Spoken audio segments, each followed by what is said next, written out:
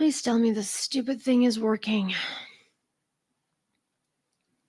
Because it doesn't seem like it's freaking working and it's driving me absolutely nuts. Like, how many times? Oh my God. Are you kidding? It's finally working. Jesus.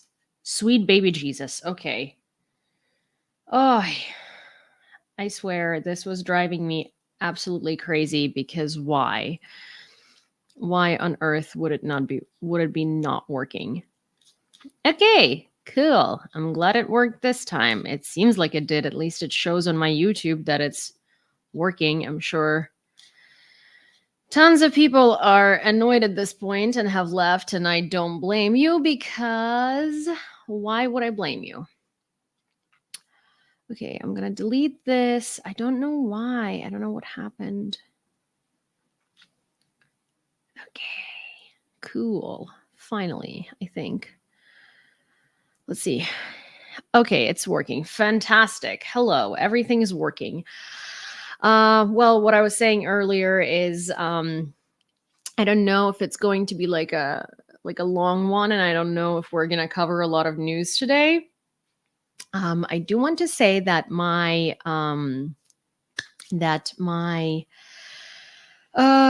show, my first episode of the show, that is basically kind of like an iteration of the brief, came out on the Gaze Media today, the GAZE media. So if you guys please want to, go check it out. I did post it in my YouTube community tab. For those of you who are on TikTok, the channel is called The Gaze, on YouTube, GAZE. And thank you, Rick. One of the reasons why I've been so kind of absent in the past couple of weeks is because we've tried, like, this segment needs to come out like either every day or every other day, and all the segments that I had prepared were like incredibly work heavy and incredibly, like, scripting heavy and stuff like that. And so we filmed like 3 pilots of things that cannot be daily. Oh, I'm sorry, Animal. I probably didn't see it. I get so many messages on Instagram. Sometimes they get lost. If I don't respond on Instagram, just like nudge me again or something. And a lot of messages, if I haven't responded before, then they might go into requests, and then I will never see them because I check my requests like once a month, because in majority it's like weird, creepy dudes on the internet trying to become my sugar daddy. Russian people yelling at me, and a lot of just like, sex chat bots and ads to buy followers. So, hi, Karen. But so yeah. Uh, what was I saying? Yes. So my new segment aired, and like we filmed a bunch of pilots, and I do still want to do those segments, but maybe like once a week, because they are very much, kind of like scripting heavy, and because I'm just one person, and obviously I don't have, like, it's my own sort of segment, and I have to write it, not like, be a talking head for a writer. It's frankly like impossible to do. It's a lot of work, and it would just basically be like a 24/7 occupation, which is not what I signed up for, and is not something I can do, because then I would not be able to do literally anything else, which includes this and TikTok and other things. So we basically agreed on on a version of the brief coming out 3 times a week, an interview segment coming out once a week, and then once we get that set up and rolling, we will also start doing a burning questions segment, which is kind of like about how Russia is invading the West, and we're missing it, and how we've missed it, and basically what's been happening with that. So that's where we're at. Hi, Kurt. Hi, Prexis. Hi, Martin. Hi, Odin. Hi, Grumpy. Hi, Morgana Cat. Hi, Animal. Hi, John. Hi, Les. Hi, Juju. Hi, Dan. Hi, Nick. Hi, Lauren. Hi, Demon Orb. Hi, Mark. Demon Orb still remains my favorite YouTube handle to date. Also, hi, Vaxis, and hi, Jean. Hi, Gord. Good to see you too. And yeah, you guys, Rick is here. That's so nice. So far about my job, basically, it's been a ton of work, but it's been good. Also, I went to Lviv for Monday and Tuesday, and oh, thank you, Vaxis. Oh my god, that's so cute. I went to Lviv for Monday and Tuesday. I stayed with my grandma for 2 days. It was kind of like not an impromptu trip, but a very short notice trip. Everyone in my family basically decided to go on a vacation. Well, Anastasia had a vacation planned for a long time. My mom decided to go on a cruise, and my grandfather went to the Carpathians for 3 days, which I'm like half assuming that he did that to like take a break from my grandma, and not like in a bad way. So my grandma worked her whole life, and she's not like a homemaker. She's never cooked. She knows how to cook very well, and she like, I mean, it's not like she's never cooked, but she might like on a weekend or something, like once in a while, like when we come over or something like that. She doesn't like cook for my grandpa, okay? So grandpa works. Grandpa's at work. My grandma retired recently. She closed her business, and she is now home 24/7. So she now cooks for my grandpa and calls him and asks him when he's going to be home because she's made food. And I mean, that's new. It's very new for him. Um, so yeah, so basically he left on a vacation for 3 days. Everyone else left on a vacation, and we don't like leaving my grandma alone in the city because I mean she's fine, she's doing well, but she is in her 70s, in her late 70s, and it's like good to have someone around just in case. And also I haven't spent time with her just on my own in a very long time. And Rick, I've missed you and collaborating with you too. I will be at the Azov rally this Sunday, so we should find each other. So yeah, so I went to hang out with my grandma and to be around. It was actually a very great 2 days. I've missed spending time like just with her. I was originally supposed to stay at Anastasia's because she left me her keys as per usual. My grandma asked me to stay with her, which like I obliged and agreed, and I was happy to do it. But like grandma goes to bed pretty early. I don't. Also, also so my bedroom, or like the guest bedroom, is upstairs. Her bedroom is downstairs, and it's very close to the entrance. Grandma was looking after my mom's dog, Anastasia's dog, and her own dog, 2 Yorkies and a French bulldog. And also Cinny was added to the mix.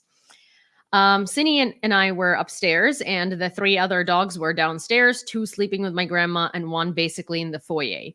So my grandma goes to sleep at like 9:30 or 10 p.m. I think it was 10 p.m. actually.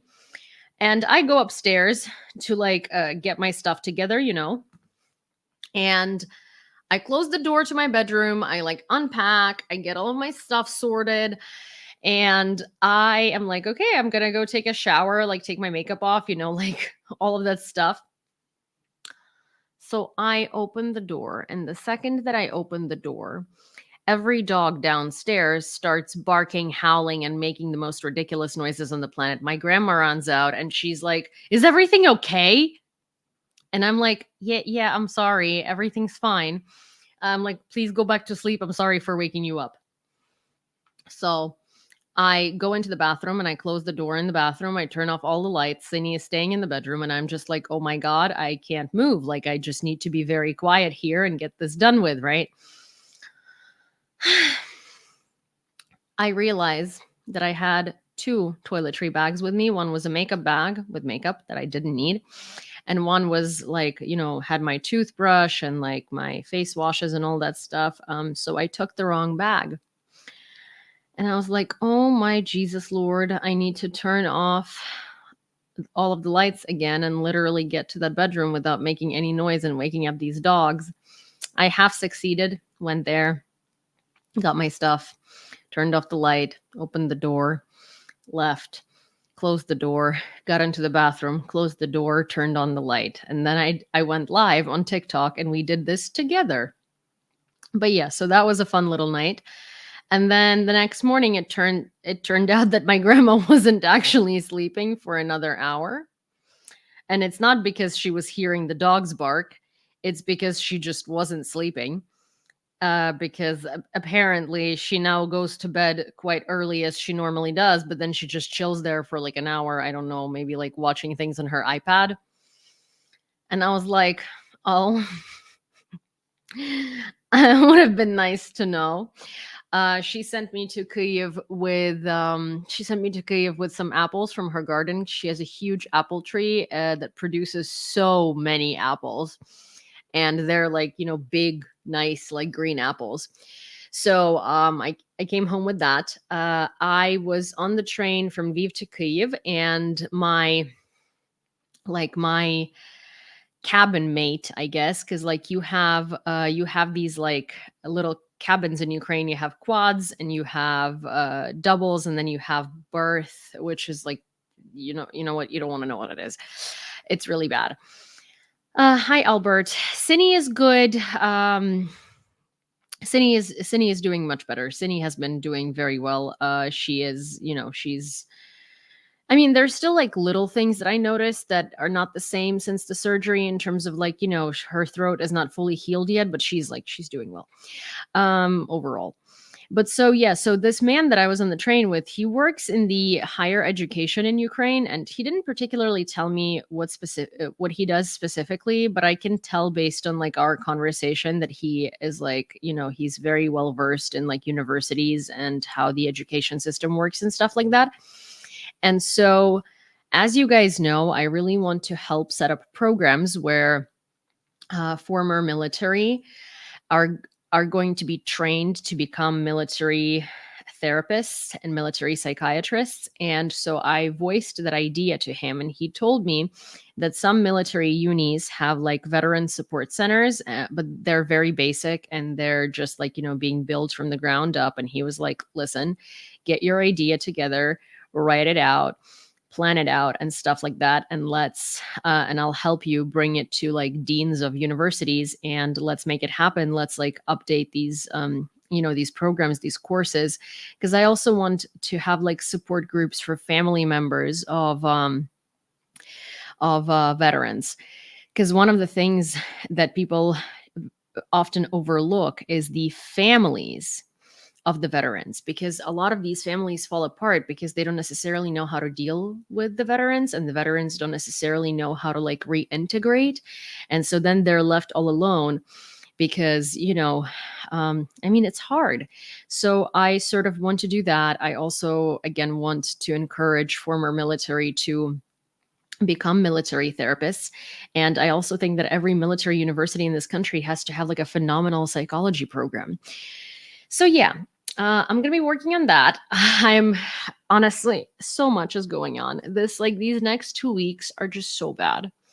It's so bad. And I mean, like in terms of my time availability, I really, really, really need to like find the time. And if I have to do that like in the middle of the night, then I will, because I really want to put this program together while this contact is still fresh and like get it done. But it's my birthday on the 7th of August. I'm turning 30. We love that.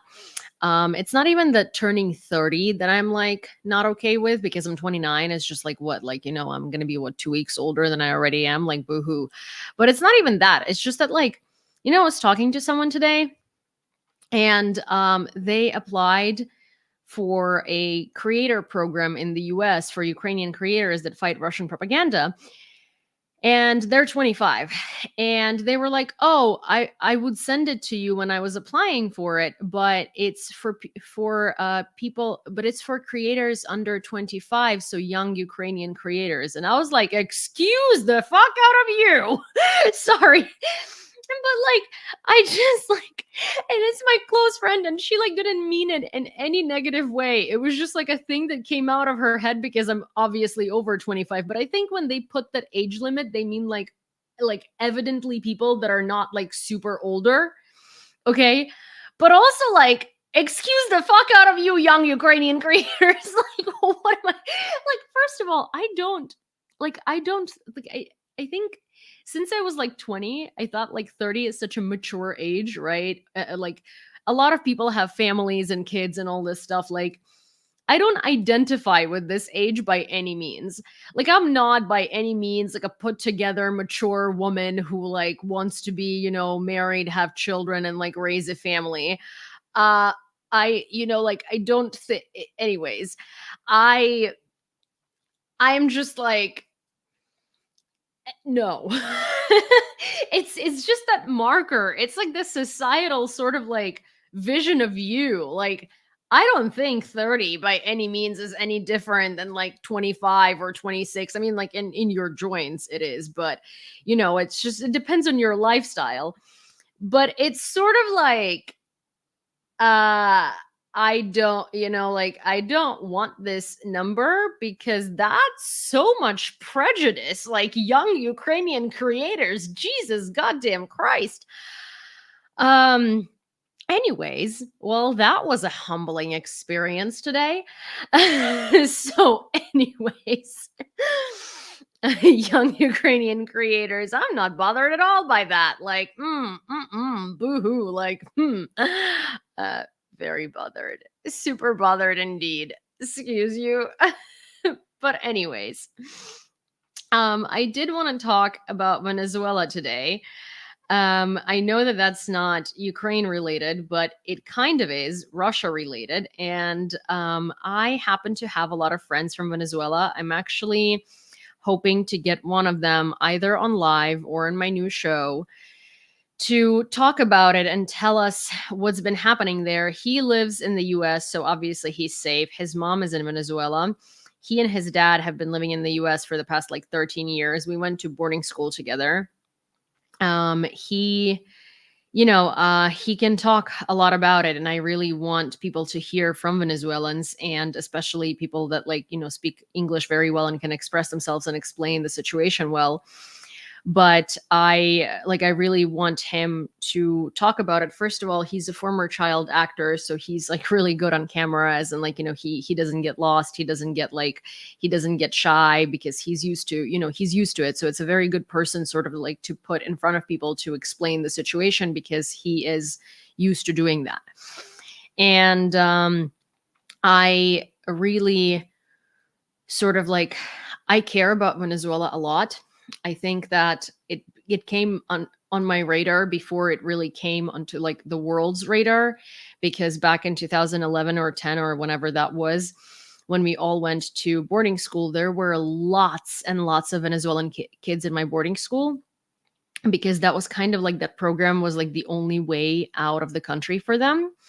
And I vividly remember that every single time they had to get money every month, they had to go to Kadivi, which is like this accounting office for the country.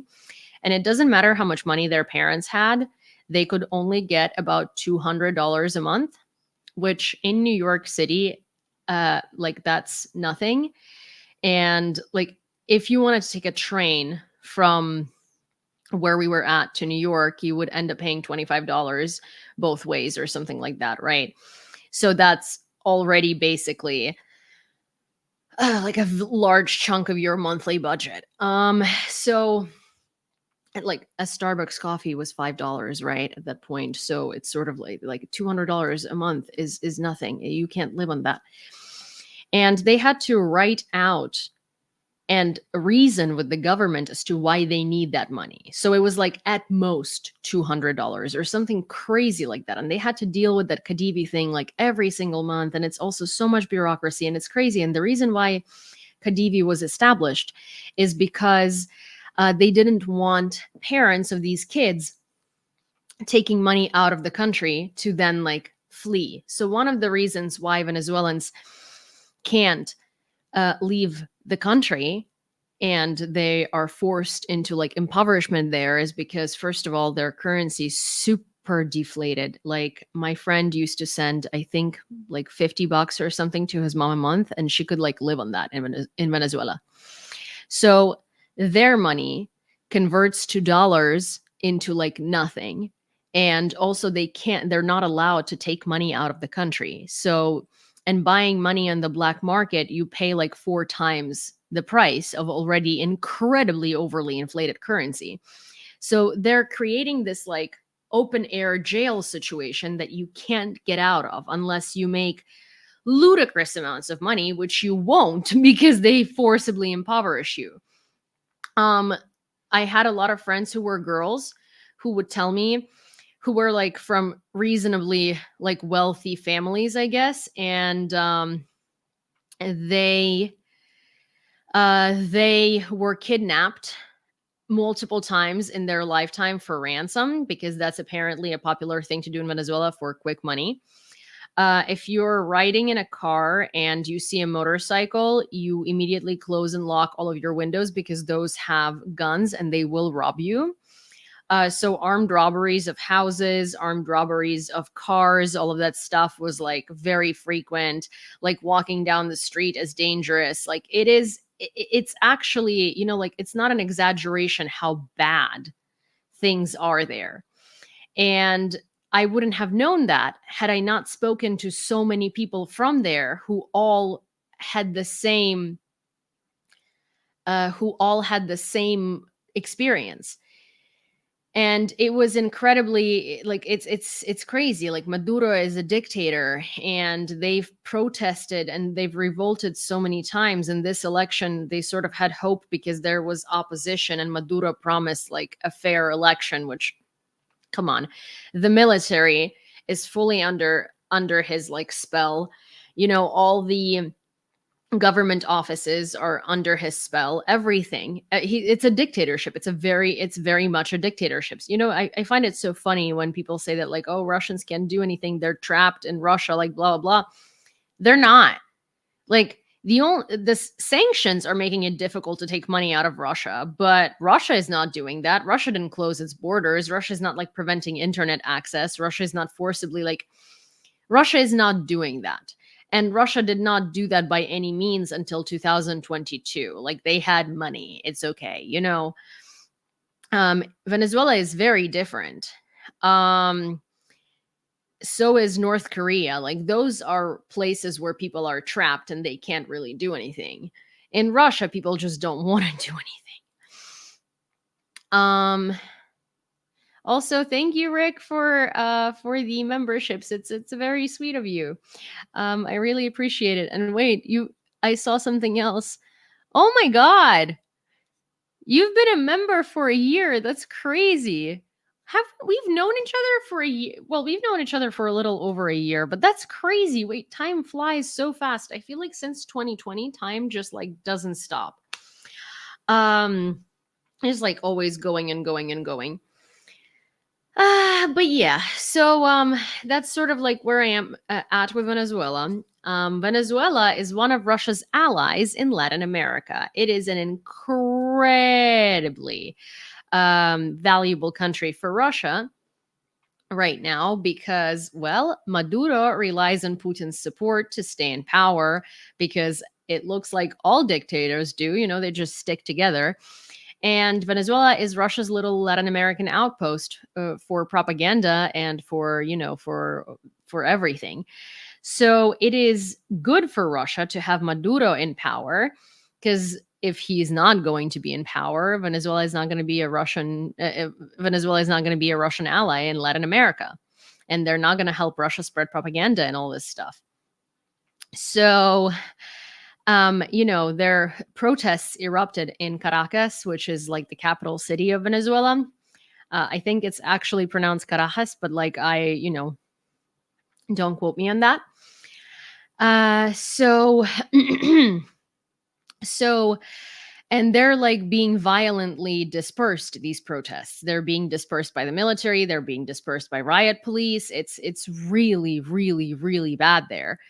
And guess what mercenaries were spotted right along with the Venezuelan police and military dispersing violently the protesters.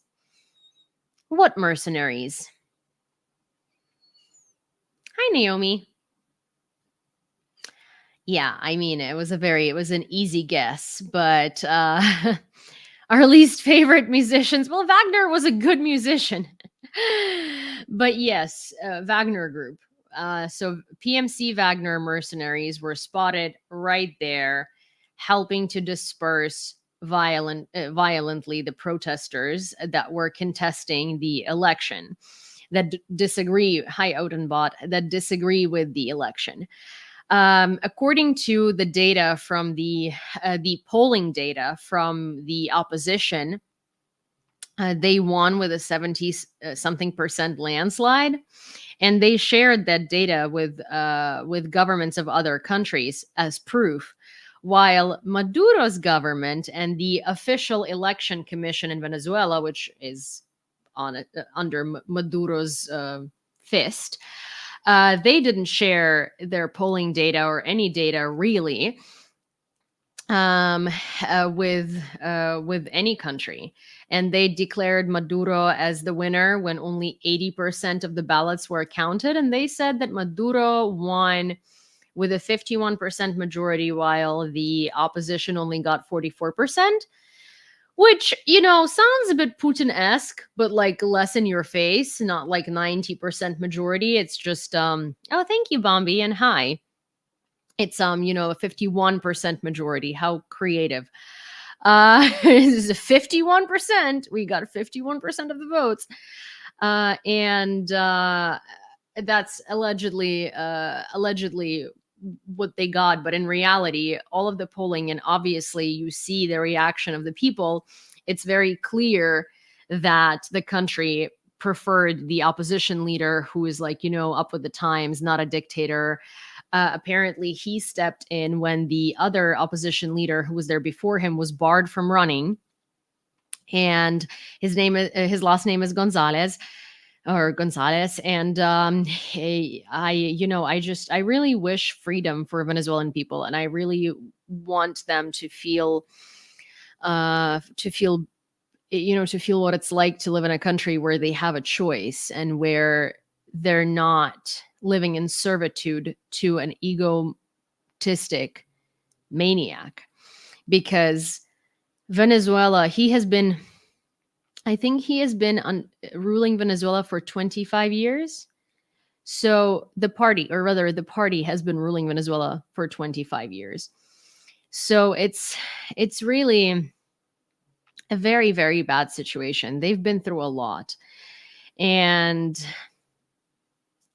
didn't a woman win last time in Venezuela?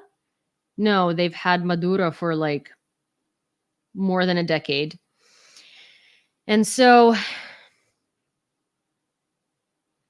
Yulia, wait, do you have only one level of the memberships? No, I think I have a couple. I think I have a couple of levels. Blah, blah, blah, they have bots. What are you talking about? Mexico has a woman. Yeah. Oh, Mexico. Yeah. Venezuela and Mexico are not the same things. It's been Maduro since the days of Chavez. Yeah. So the current government is called the current government strategy is called Chavism, which is basically this philosophy of Chavez, who was another dictator.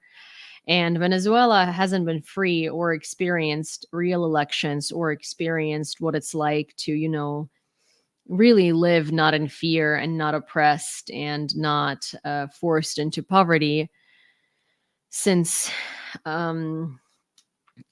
for literally what, 25 years ish.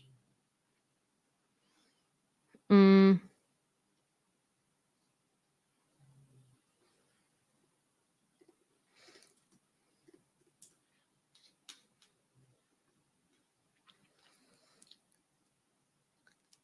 How do I increase the level? Can't find it.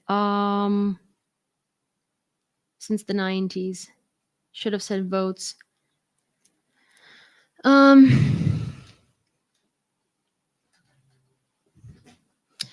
thank you, Bernard. I don't know how to increase the level, to be honest. I've never I think it should be in like the memberships tab. Let me see. Okay. So, memberships. I've got 1 second. Your membership offer levels. Let me see. There are 2 levels currently. $4.99 and $9.99. So there are only 2 levels at the moment. There isn't another one. Not in the memberships tab. Weird. Huh. I thought it's showing me 2. It's so odd. I will look into it after the live, I guess, cuz I didn't know. Hi Pennsylvania. Nice to see you. Swing state, huh? A very important state for this November. Not that it's not an important state in general, but very important for this November. But I will it shows 2 on your end, Praxis. Interesting. Maybe you are at the higher level, Rick. I don't know. No. Oh my gosh, no worries. You're not really interrupting this live kind of like oh, thank you, Bombi. I really wanted to talk to just talk about shows me 2 subscriber levels. Thank you for the feedback, Courtney. Oh, do you mean on TikTok or on YouTube? I think I'm at the lower level. Interesting. Yeah. So I just wanted to like kind of have this live to chat. I really wanted to make sure to make sure that that people are talking about Venezuela, because it would be really hypocritical of someone who lives in a country that fights for freedom to not care about stuff that's going on in Venezuela. I think it's very undisputable that we shall stand with the Venezuelan people. The only person so far that loudly does not stand with the people of Venezuela is Orban. Guess why? Putin's little chihuahua. He literally vetoed EU's joint statement on supporting people of Venezuela and pointing out the discrepancies in the election.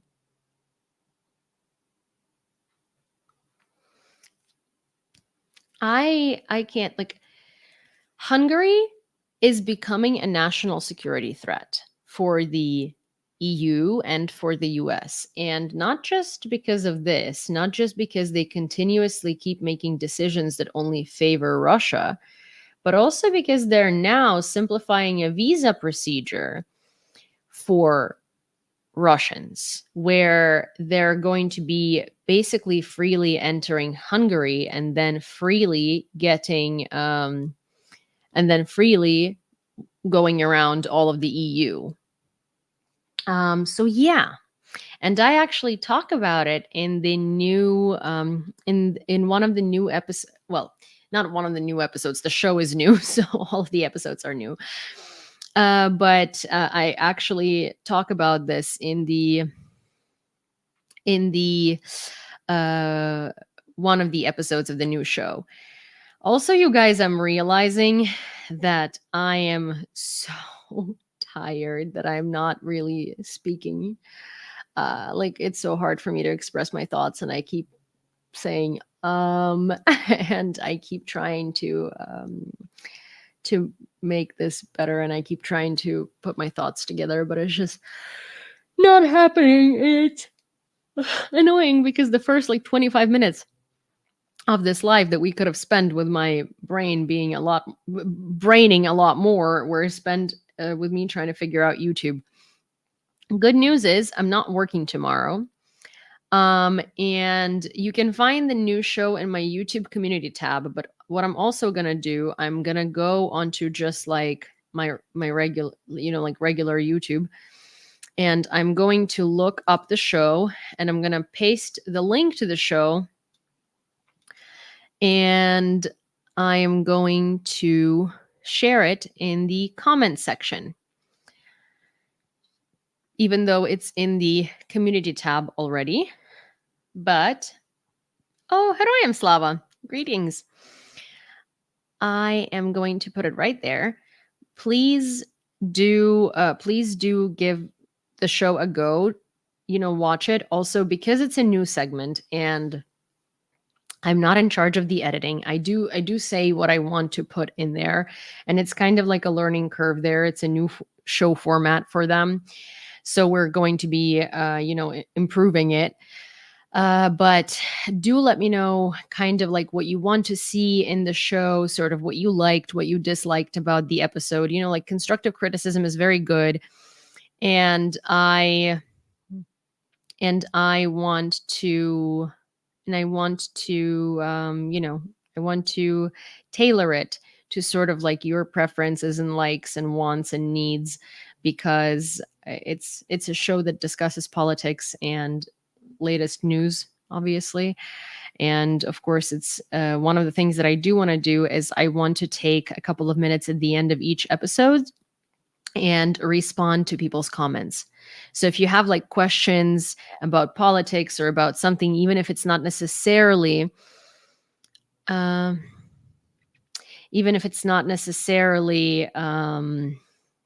connected to specifically something I'm talking about, but it's connected to Ukraine or geopolitics or like the war or literally anything in that realm, please do ask those questions, and I will try to answer them at the end of every episode. And Mark Kelly loves Ukraine. Yeah, I really want Mark Kelly to be the VP, but I don't think he's going to be. His brother is also a U24 ambassador, and he's fantastic. Also, thank you, Rick. I really appreciate everything that you do, and I'm excited to see you on Sunday at the rally. Well, we have an air alert. Oh, we don't have one yet, at least. Also, hi, Gord. And hi, Cheryl. Alrighty, you guys. Go watch the episode of the new show. If you are on TikTok, then you can find the show on YouTube at GAZE Media. What do you think about political prisoners exchange that happened in Turkey today? I find, so we're going to talk about this tomorrow, because good news is I'm not working tomorrow. So I'm actually not going to be exhausted by the end of the day. So I'm going to be able to do a normal live, and I'm not traveling. So woohoo. But we're going to discuss that because it ties into a lot of other concerns that I have. And it's a very, it's very out of nowhere. Like the prisoners that they have been holding have been in Russia for a while, and those are like high ticket prisoners. So it kind of like really, it bothers me. Not like I'm happy that they were, exchanged, but it bothers me. The timing really bothers me for multiple reasons, and we'll discuss them tomorrow. I don't like it. I don't like the timing of it. I don't like it. And we'll discuss why. Also, Armin's quote of the day is up, and I missed it, and I'm going to read it. 1 second, Armin, where is the quote? Okay. In nothing do men more closely approach the gods than in giving health to men. Marcus Tullius Cicero. When someone devotes himself to healing other people, he does divine work. Oh, well, that's about soldiers and PTSD.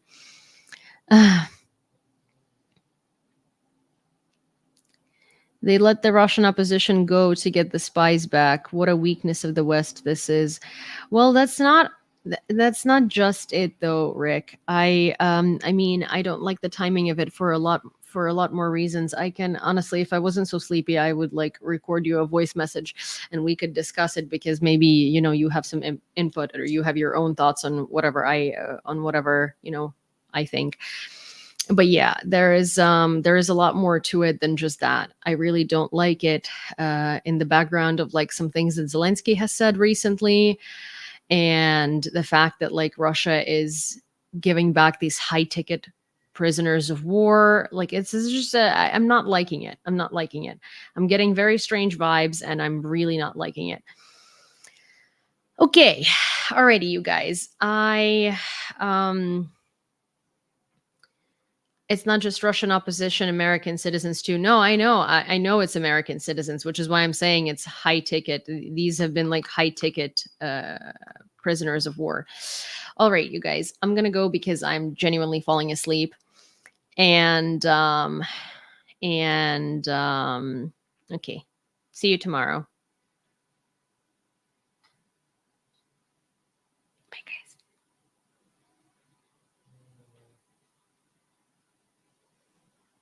guys. Thank you, Dale Dad. Dale Dodd. Okay, bye.